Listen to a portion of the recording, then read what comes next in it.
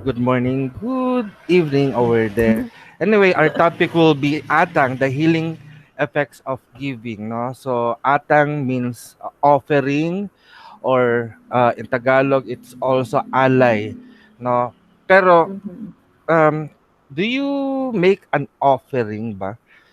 When you go to church or to anything to the spirits, or you have personal practice of making an offering over there when you grow up.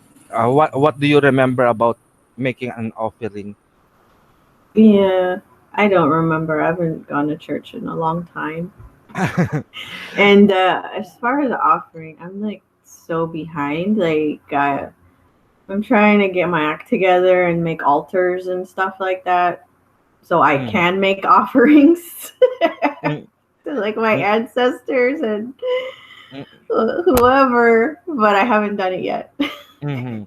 Ikaw, Papa OJ, do you have an experience or memory of making an offering within your family or in social gathering, such going to church or whatever?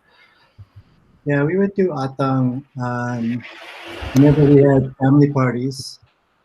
So every family party, we set out food for our ancestors or any relatives that had passed away. So yeah, 'di ba? When you go to cemetery pala, 'di ba? During Halloween or All Souls Day, I'll All see. Saints Day, 'di ba? You go to cemetery, bring candle and flowers. Pero here in the Philippines, during All Souls Day or Halloween, at the eve of October 31, they go there, all the relatives, so uncle and auntie will be there, even the cousins will gather. They have food offering aside from the flowers, aside from the candles that they used to light on the graveyard, no, and they eat, no, the offerings together. So it pleases the soul, the dead soul. If you watch Coco, no, yung cartoon, remember me, blah blah blah, yung ganon. Coco, 'di ba? They have this ofrenda or the offering, no, on the altar. Aside from the home altar, they go to the cemetery to honor the dead person, and they bring food for them. And on the process of parang when you offer food, parang the essence of the food are being taken by the dead so that they could eat also. They could eat also. Actually, that is the same process, no, of doing atang. The reason why we discuss this because traditional tawas, magtatawas on healing, no, after they found out that there is a problem, and usually, di ba, the illnesses that been found by traditional magtatawas, oh, it's caused by the spirit, either by the dead person or nature spirits, no. So they are going to make an offering. So this offering is a sign of healing for the person that that is sick, no, pero how it become a healing, or how it become a medicine for for for us, for our ancestors. So this is the thing that we are going to talk about right now, no. Offering is part of a religious belief or spiritual belief of the people, that when you give something to the spirit, no, uh, it will be returned. Parang merong law of exchange. There is a law of if you give something, it's just like planting a seed, and in due time it will it will grow and it will bear fruit, and you will be blessed uh, by the fruits that you are taken, no. So it is an action of a human being towards the unseen, in order uh, to ask favor, for example, di ba? And usually in communication, in terms of meeting, di ba, even if you invite somebody into your house, because the reason why you invite, you have a purpose, No, you have a purpose of inviting that person either to talk or to be with you, or to, or whatever purpose that you have in mind inviting a person. So it is good if you prepare something, you offer something, a drink or a food to eat, no? So it makes the conversation very, very good. So in that meeting and conversation, so it's in terms of healing naman, no, parang yung offering that we give to the spirit becomes a medicine. Because why do this atang is made? The reason why na most likely na they make offering to the spirit is because the human that become ill make the first move of offending the spirit, or probably they disturb the spirit. That's why it's make an offering. So this offering is is a form of parang, you know, a parang make-up or peace offering. It's like a make-up. Yeah. It's a peace offering towards the spirit.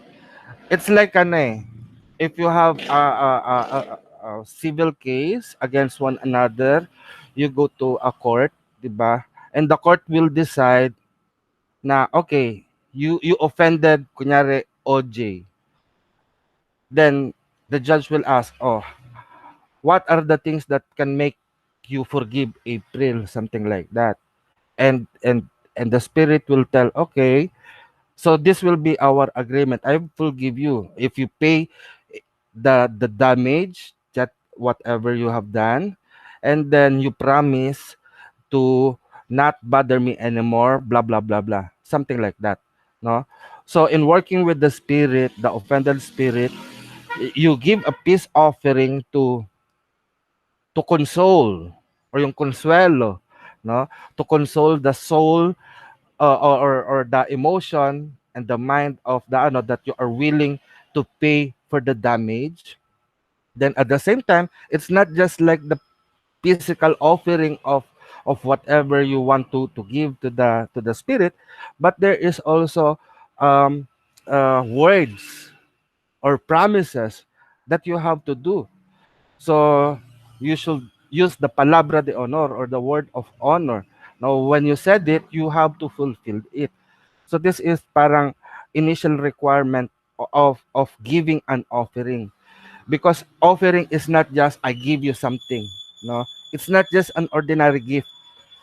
Kasi if we as human, no, if we give something to you as a gift, di ba, and if I give it already to April, it's April now, it's the decision of April if she is going to use the gift that I give to her, no, or not, no.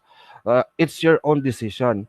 Pero in giving an offering to the spirits or to any entities that we are going to discuss later, there is a vow that you have to. It's not just that I give you that, pero there is a procedure or process of doing the things that you have said, incorporating that offering, no, incorporating that offering. So it's really an agreement, no? Tama ba? It's just like an agreement na, and the offering that you have given is a token, a witness that you are sincere in making that offering. So if the sincerity is being felt by the spirit will remove the illness from the person, no. I'm talking the traditional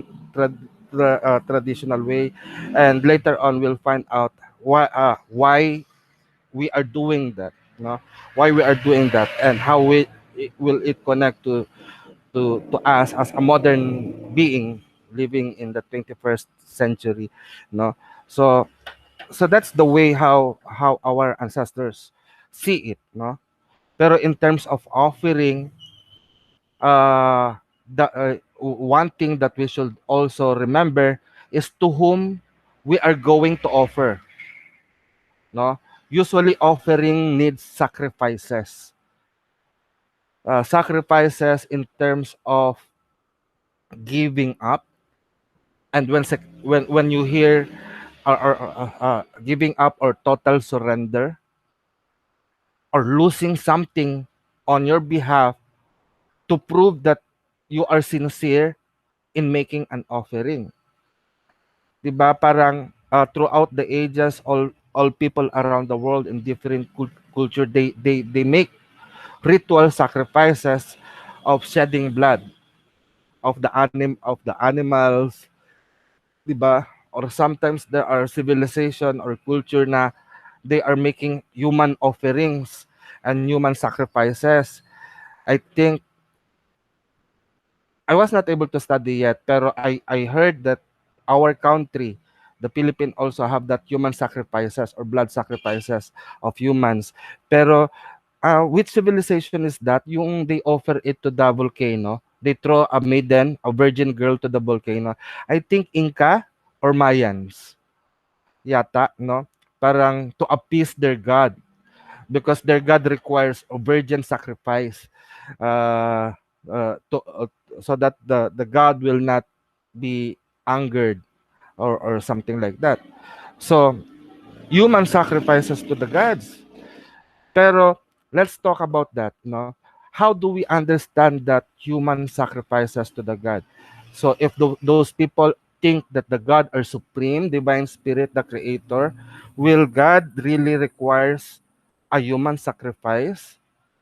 And isa pang obvious, or the Christianity also claim that Jesus is the ultimate human sacrifice to redeem the world, di ba? Is it human, the human sacrifice ba talaga is a pleasing practice? Will the divinity, the great supreme or God, will accept that human sacrifices? Pero in your mind, what's running in your mind when we talk about human sacrifices? I don't know.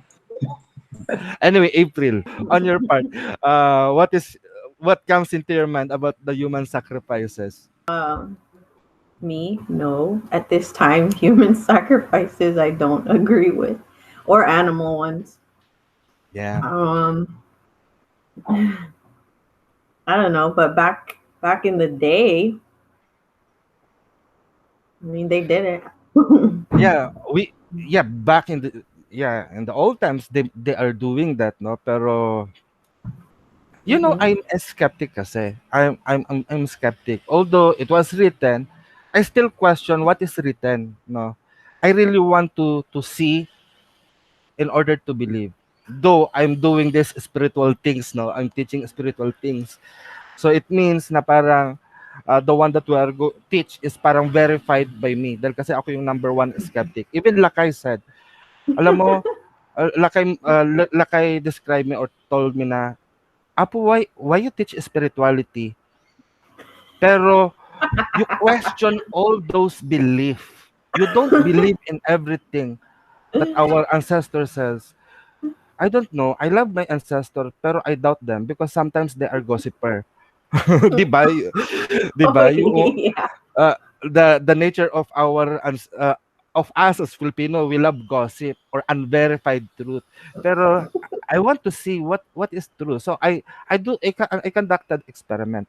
Pero in this, in order to understand the on my personal understanding about this human sacrifices, although yeah, there is really a human sacrifices happening around the world in the past. I don't know if it's still present here at this time.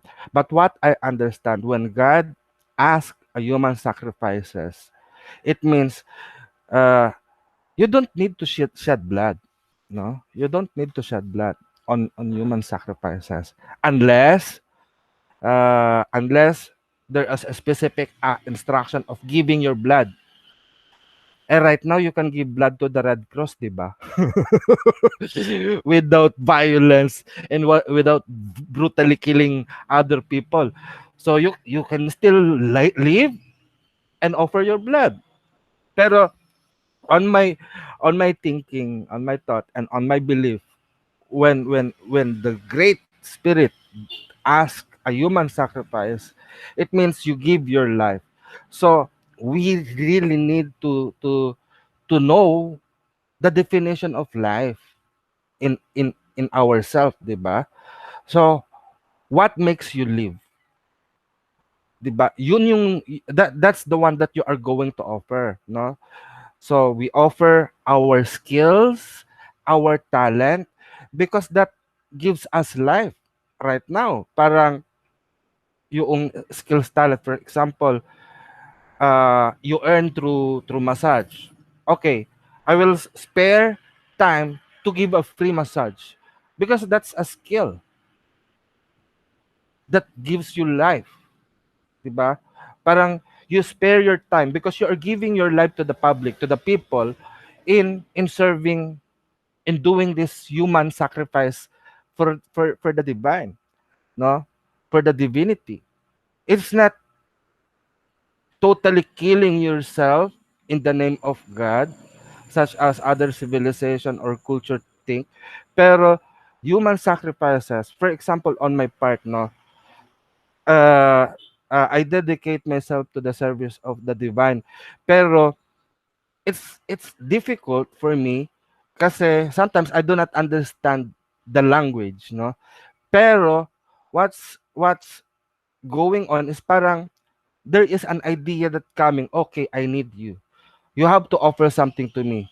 And sometimes God will say, I want you to sing for me. You really want to hear my song? You really want to hear my voice? I'm not a good singer. Pero God will say, don't worry. I'm the one who give you voice. So give your voice back to me. I don't know what to sing. Don't worry. I'll give you inspiration. You can write songs. So I write. Now I have written. I don't know the tune. And God gives tune in your mind that you could sing it, no? Actually, this is a song that I almost on the I don't know if you already hear me sing on the videos on Hilot Academy, pero most of the songs there are my composition, like the luwalhati at parangal sa dakilang kapangyarihan na lumikha sa atin at sa buong sansinukuban. So that song, parang it's to glorify God on whatever name or on the great power, no? Pero lately, hindi, this is long time ago, hindi ko pa siya nakukompleto. There was a time na Bathala, no? The supreme god of the Katagalugan, make lambing. Please sing me a song. Yun nga, I had a conversation, but I don't know eh. Then, he gives me inspiration to write something. To write something. So, it's only a three-verse song. A three-verse. Then I said, okay, I completed it. I don't know how to sing it. No? So, parang I pray, I silent, and parang on prayer, parang, okay, in my mind, how can I sing this one? No? Then suddenly there was a tune and I tried to read it in a singing manner. Then it became a song already. Pero please forgive my voice, ha? Okay, I'm gonna sing. And it says, sabay ganon. Bathala, kapangyarihan mo sa paglikha, dagat, lupa, langit at ang tala. Sa amin iyong biyaya, Bathala, buhay lakas na aming taglay. Hininga't dugo sa amin ay nanalantay. Sa amin iyong biyaya, Bathala, pasasalamat ko'y walang humpay sa mga biyaya na iyong binigay at guminhawa ang aming buhay. That's the three verses line na very short, and I don't know if I could finish writing it because Bathala stopped working with me. No, parang no, Bathala is still there, pero the secret here is parang we cannot say no if if if if if God asks us to do something, no, if God asks na, oy, you should offer yourself, I want to hear you sing, then you can sing. God will give you the things, because God will not ask us anything that we don't have. And it is great na if we don't have anything, that's the reason why we ask God, and God will grant you that one. Even on dancing, although Lakay have choreographed before a ritual dance, which now actually he's very stubborn. No, very stubborn. I said, why on other group you dance, pero in Luntiang Agama you don't teach me how to dance? I really like to dance. That's another thing that I do not have. No, I don't sing, I don't dance, and I don't have any idea. Pero I don't know if God could extract that talent to me. No, pero Lakay, I know he have that skill or talent on choreographing a ritual dance. Going on, no, parang there is also a benefit if you make an offering of your skills and talent to the divinity, no? If you constantly do it, what do you think will happen? 'Di ba? It will enhance and you will improve your, for example, on that singing, if you sing every day, of course you will have a beautiful voice. So I'm not singing every day, I still have a bad voice. Pero if you do every time, no, parang especially on the field of healing, before, because I don't have anything, I don't have money. I don't have money. And sometimes before my thinking of offering, it always corresponds with monetary aspect. Oh, I need to buy this candle, I need to buy incense, I need to buy flowers, or etc etc. I don't have money, no. Parang I earn money, but it's good enough to supply the needs for my family. So I could not have that. Then God said na, hey, use your talent, spare time to people to give a blessing or a free healing, hilot to everyone. No, for example, during Sunday, people can come to you, and that's what we are doing. During Sunday, people can come to you, and everyone who comes, you heal them without asking a fee. I'm not asking a fee. I'm not asking a price, pero they are leaving a donation. So there's no specific amount, no. So I spare time for people to come to have healing with me for free, no. Pero still, even though that I'm giving it for free, parang God does not allow na parang I go empty on if I accept people. So at least even on little amount or without specific amount, you will be surprised at the end of the day you have collected a lot of money that can support you for the whole week. So yun yung parang miracle or parang blessings of improving. And then at the same time, as you handle different person, no, you are also learning. Especially me. You might think that I am teaching here, but actually I am learning also. No, I am learning also from different behavior and perspective of everyone who goes here in Hilot Academy, no. uh, Even virtually, I am also learning.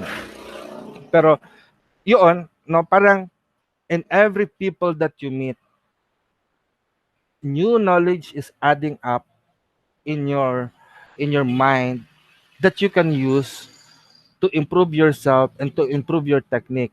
And by improving your technique, you might be handling patients that you don't handle before or of different cases. Pero by hearing them, by knowing them, you can develop techniques that could help other people with similar cases, no? Parang ganon, no? Although in making an offering, talagang you have to, on a practical part of the first topic that I've discussed, no, you really have to spare time. It's not all the time, no, it's not all the time, because people, the behavior of people right now are abusive, eh, di ba? So if they want your free service, come on this day, a specific day, pero on specific location, no, or specific location, because right now online, I'm doing free reading at Bigo TV. It's an application, no? So you can have one card pool and everything. But if you go out there, it means uh, from 6 p.m. to 7 p.m., sometimes up to 8 p.m. In the Philippine time, that is the time of ministry for me, of giving it for free. Pero on all other time, because I have other works, or I have ano, so I could not give it for free. You have to schedule, to make a schedule and pay the amount that you want me to give you. Pero if you want a free reading, so you go on that time on this specific app that you could reach me, no? You could reach me. So parang everyday pa rin yun. Everyday, I still, and everyday, I give a lot of time for free reading. Pero on all other time, no, they have to pay. Parang that's being wise. You are sparing yourself time for giving or offering yourself in service to the world. By offering yourself in service of the world, you are also making an offering to the divine, no? So going to other kind of offerings, no, sometimes we make offering to the nature spirits. We are making offering to the nature spirits, 'di ba? Pag sinabing nature spirits, uh, did I ask you before na, 'di ba, parang they are the elves, the fairies, no, the salamanders, the ano. So how or what kind of offering can we give them? Do you hear or read some practices?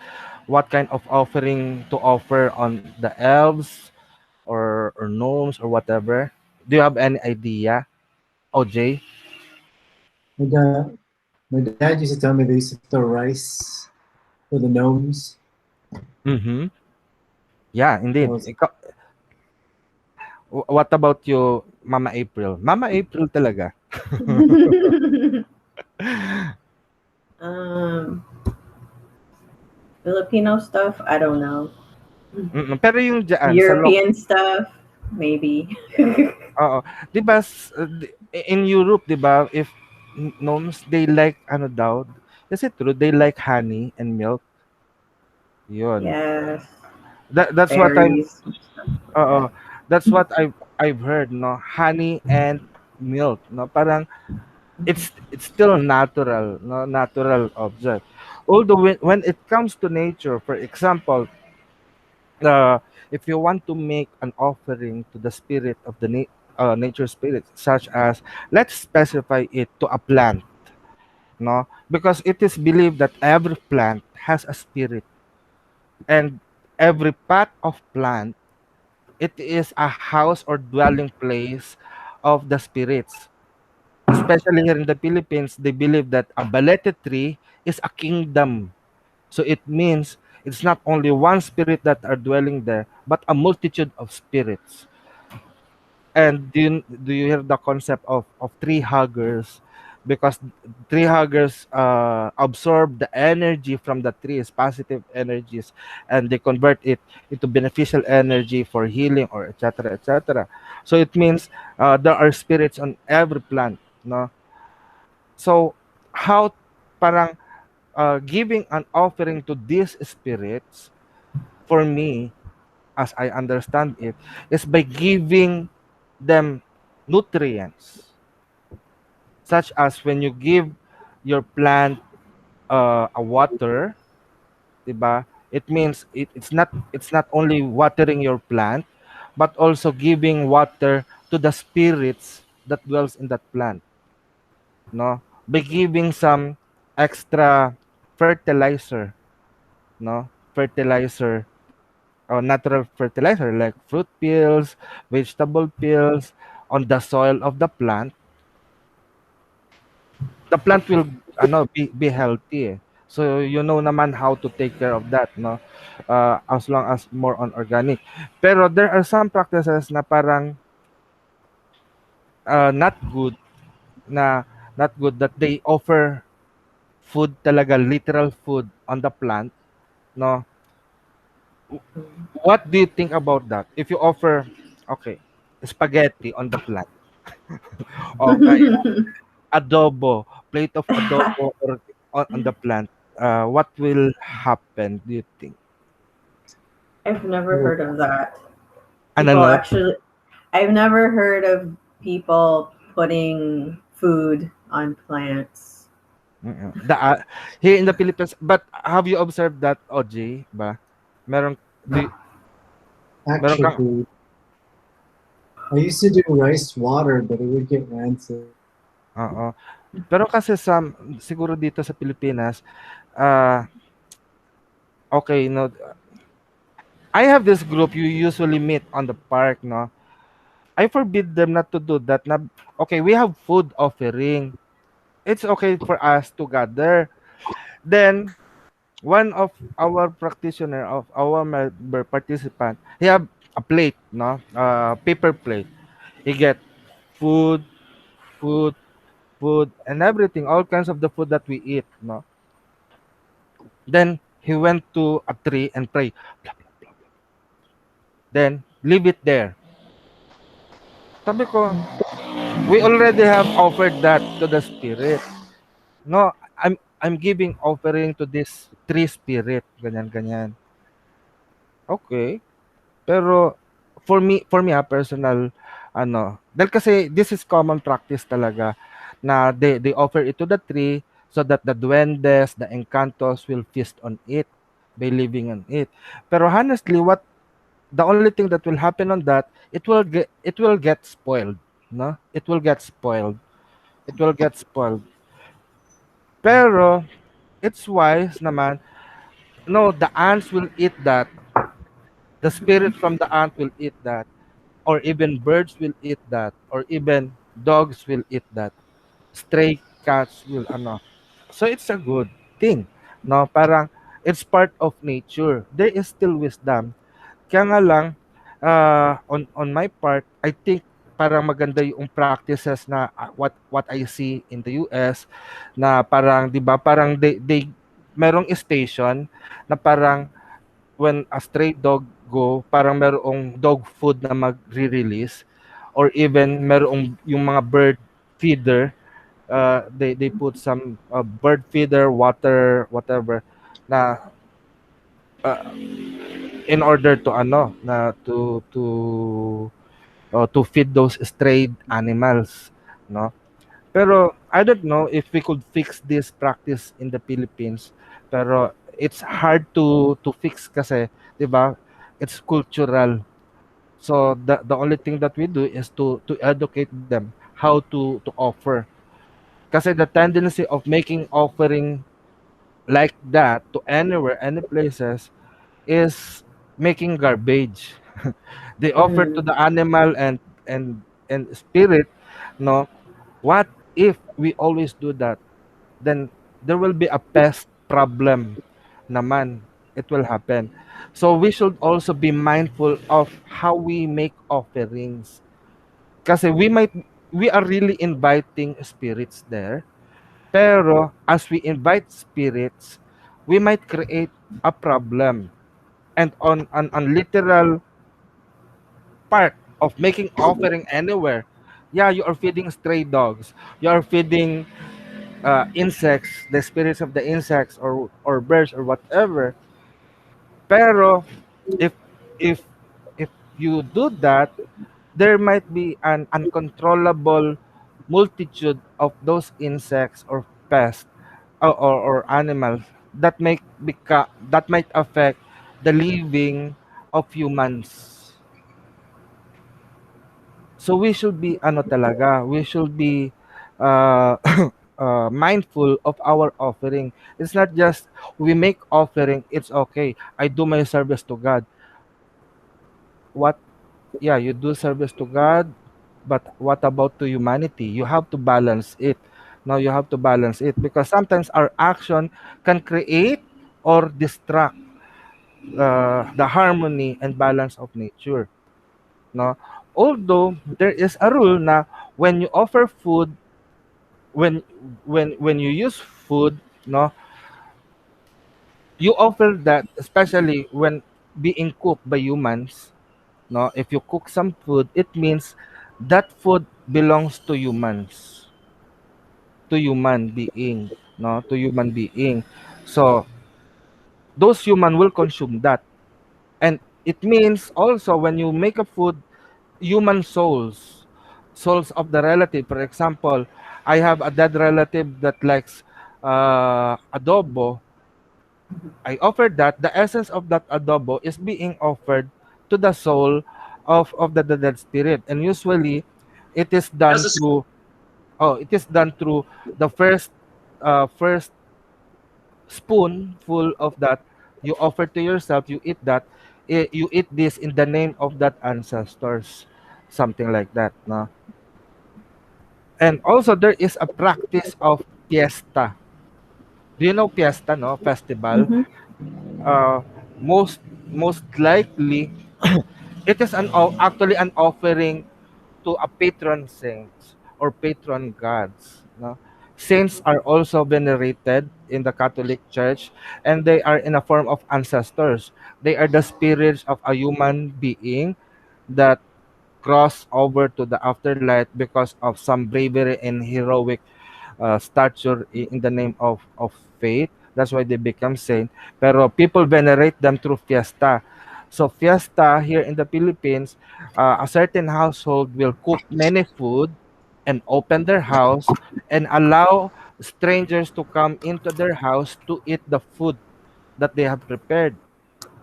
When that person is cooking, that cooking has an intention. It has an intention. They are making sacrifices of time, of their energy and their resources, no, they're giving it up in the name of offering to the divinity or to that ancestors, because they believe when they welcome strangers in their house, they might be feeding unknowingly some angels, no, or some diwata in their home that try to become a human being. So if they have entertained and taken good care of their guests, no, it means blessing will come also in their way. They will be taken care of ano. Kaya sabi, one of the known characteristic ng mga Pilipino, they are very hospitable towards ano, Mm-hmm. because the thinking is they might be entertaining or taking care of the angels or the dewata, no. So that is also a form of offering, no. Or you offer food, it's either the dewata or the ano is soul of the ancient. Pero in terms of blood sacrifices, like like shedding of bloods, no, shedding of blood of chicken, blood of pig, or any kind of blood, no. Pero we have talked about ano, about the human blood also, or the human sacrifices. Pero what I learned that if you are making offering of the human blood or any kind of blood, you are making offering to the demon, no, demon or encanto of the lower beings, no. We believe that there are demons also, no. They are demonic or non-human or humanoid forms, no? Pero usually they do not interact with human being.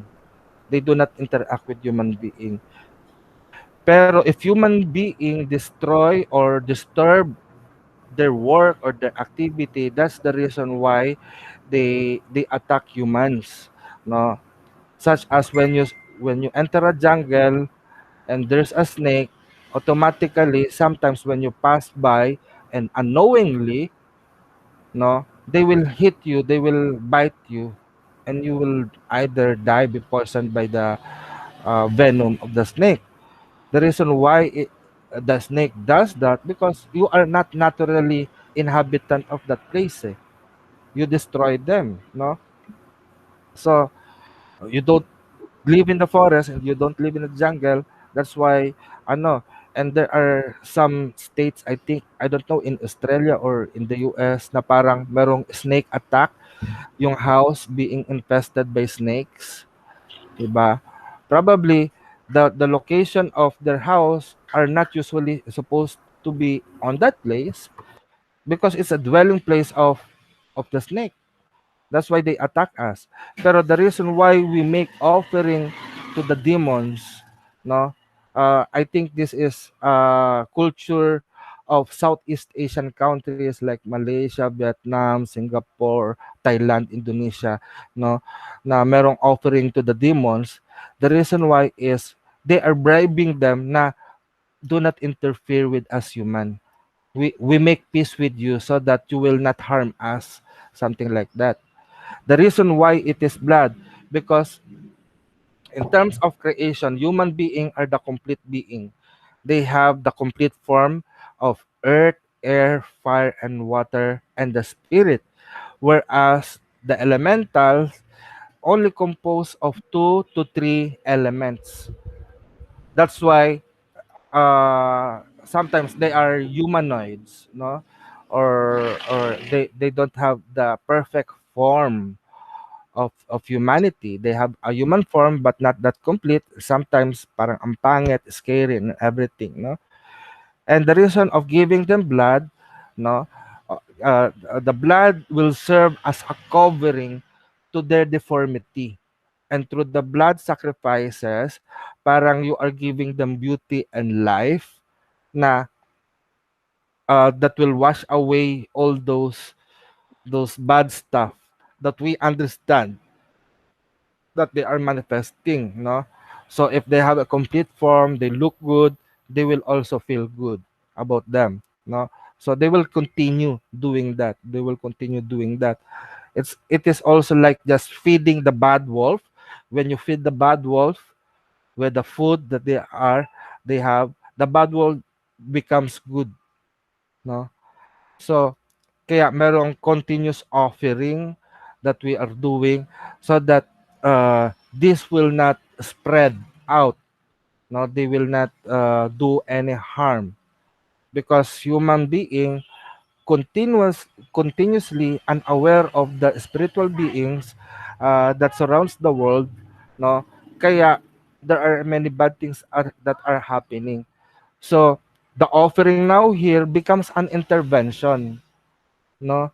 The offering that we do as a healer becomes a preventive measure so that nothing bad will happen, no.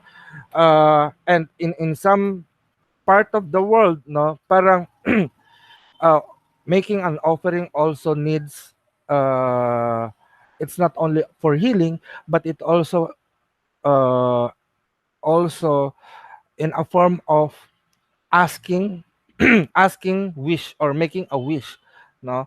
So in making a wish, for example, 'di ba, most commonly the in make yung wishing well, 'di ba? Sa wishing well, you throw a coin so that your wish will be granted. So it needs giving up something in order to have something new to happen in your life, no? Do you have any questions to ask?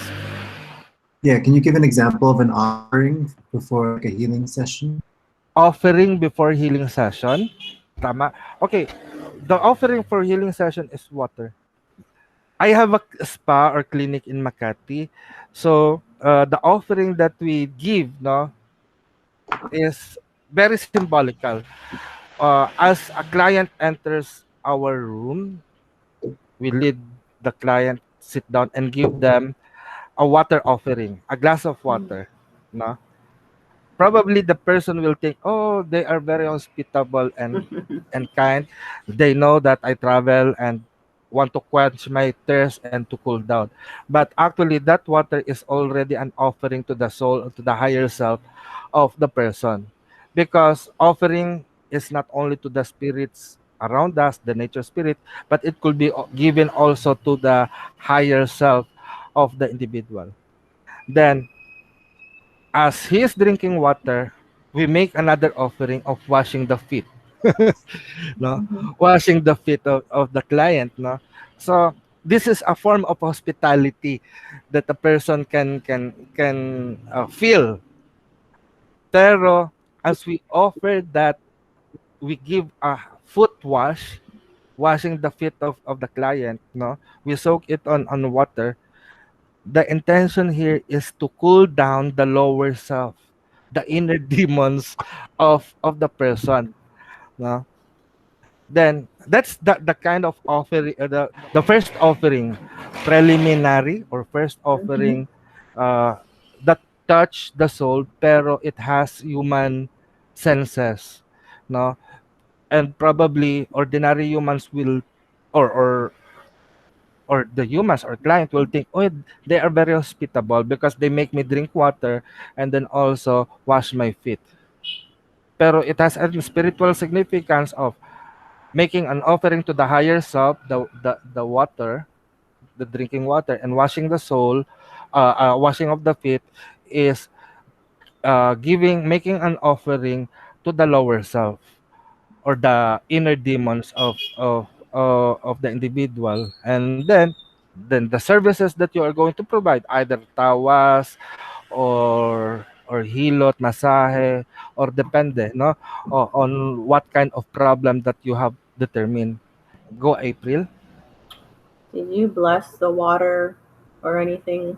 Yes, no, in terms of water, drinking water, no, yes, in drinking water, I just say dalawalhati, no, dalawalhati.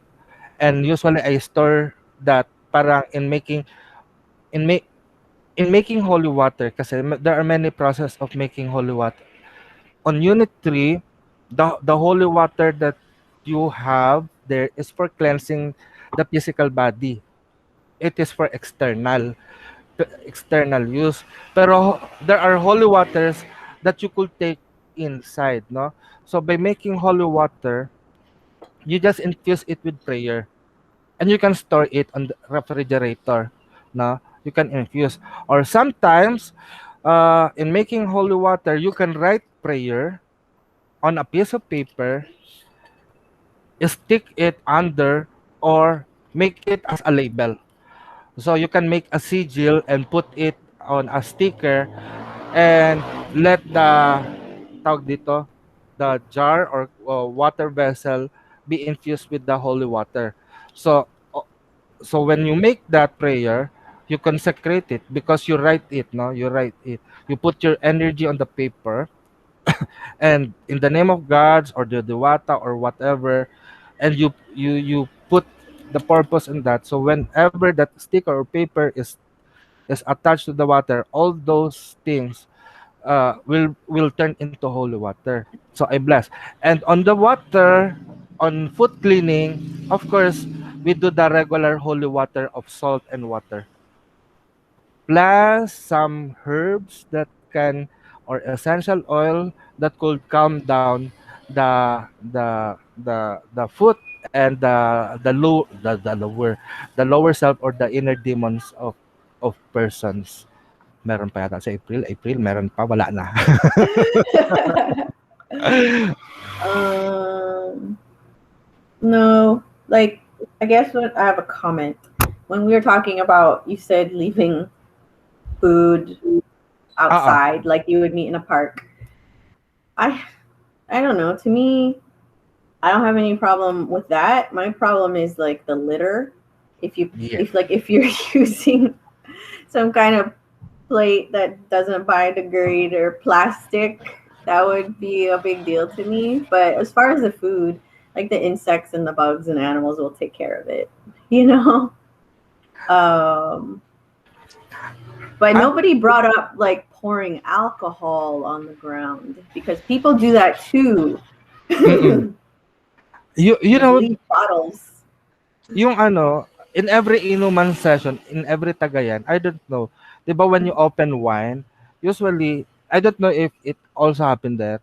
They pour the water. They said that that first drop of wine on the ground is for the diablo.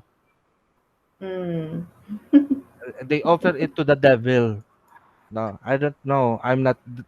I don't usually drink.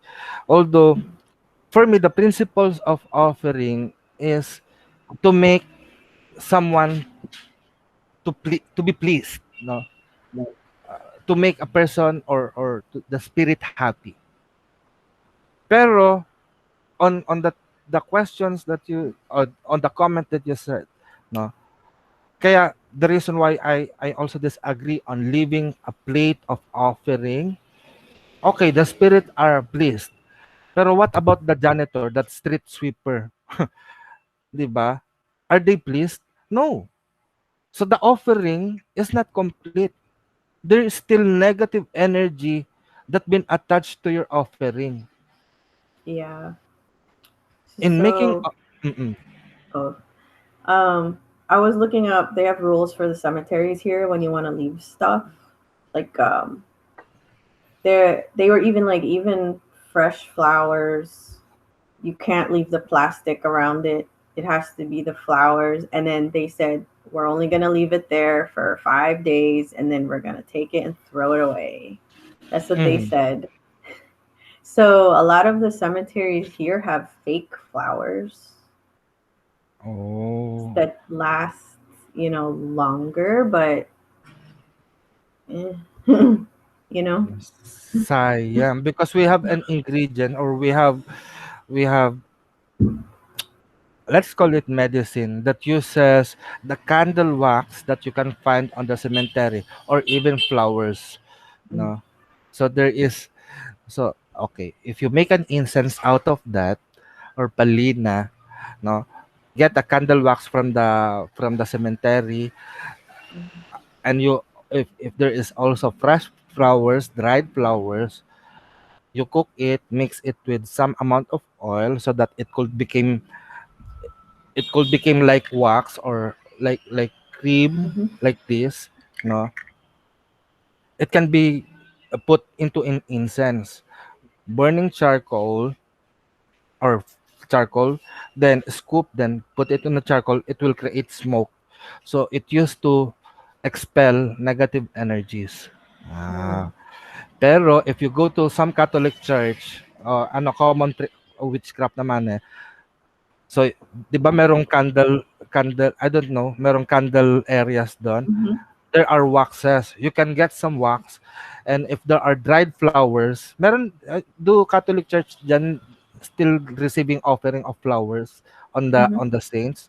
You Mm-hmm. get that, some dried flower, make it also here, like this. So that purpose is to manifest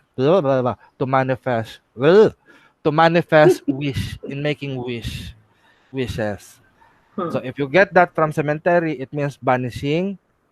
If you get that from the church, Catholic church, or any churches that has candle or flowers or even temple, it is for manifesting the wish, desire.